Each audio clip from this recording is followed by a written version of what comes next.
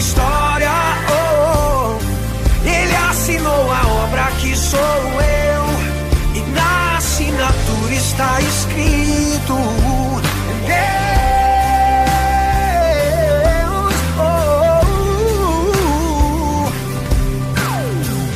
pintou minha vida com o sangue derramado. Pintou minhas vestes com o branco da santidade.